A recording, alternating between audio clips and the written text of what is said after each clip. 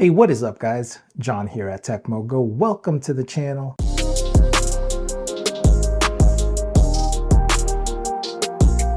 So I've had the Google Pixel 7a for a few months now, and I feel like it's a good time to share my experiences with it since the unboxing, mainly discuss some of the likes and dislikes I have about the phone.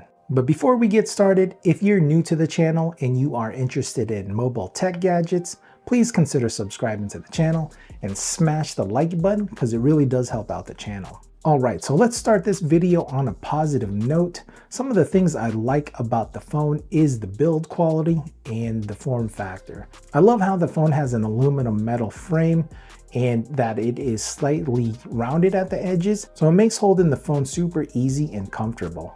I also love that it has a 6.2-inch AMOLED display with a 90 Hz refresh rate.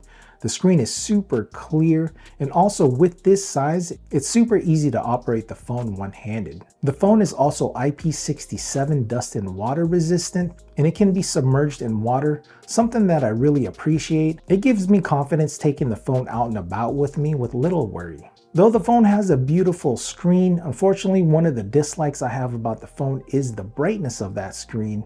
For example, the Pixel 8 I can have at 50% brightness and it looks super crystal clear, but for the 7a to match that, you have to crank it up to 80%. And of course with that higher brightness, I'm sure that it's going to take a toll on the battery. But luckily for me, with moderate use, I can get about 5 to 6 hours of screen time on, and the battery lasts me all day. Now the charging speed of this phone is one of its weak points. You get 18 watts of charging using wired, and if you charge wirelessly, it is 5 watts. I know it's not the slowest, but with most phones today being at least 30 watts and up, it is on the slower end. Example, the Motorola Edge 2023 edition can charge at 68 watts, and my OnePlus 11 can charge at 80 watts. That is super fast. But with the battery lasting me all day on the 7a, what I do is before I go to bed, I just plug it in to charge, let it charge overnight. By the time I wake up, I'm good to go.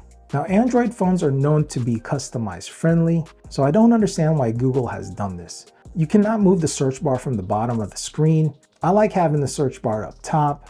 Also, the circle icons can be changed. I much rather have them be the square icons. It's just more aesthetically pleasing to me. I don't know why they do this. On my other Android phones, you can change. Now, I know you can probably get around this by third-party apps, but I just feel like they should allow you to do that from the factory. Now let's get back to some positives of the phone. Now this phone has the Tensor G2 chipset. I know it's gotten flack in the past because it's just not as strong as some of the flagship CPUs out there, but in my personal experience, it is fast enough. I'm able to play the latest games at high graphics settings, and the Antutu benchmark score on this phone is over 800,000. So for most users, I feel like the CPU is fast enough. Now I've also heard negative reviews on this phone's speaker system, but that is not the experience that I had. I feel that the speaker system on this phone is just as good or on par as my iPhones. I feel the speaker system on this phone is better than the OnePlus 11 and the Galaxy S23 FE. Now, a definite positive on this phone is the camera system. I won't talk too much about it because there is so many great videos out there that discuss the capabilities of this camera system. Just know that it is great. Now, speaking of capabilities, this phone has some amazing AI features. You've got photo on blur, and you've got magic eraser. Being able to erase somebody that photobombs you in your photos right in the app on the phone without having to use a third-party app is game changer. You also have AI features like Google Assistant voice typing and live translation. Those are some awesome AI features, and I use them regularly.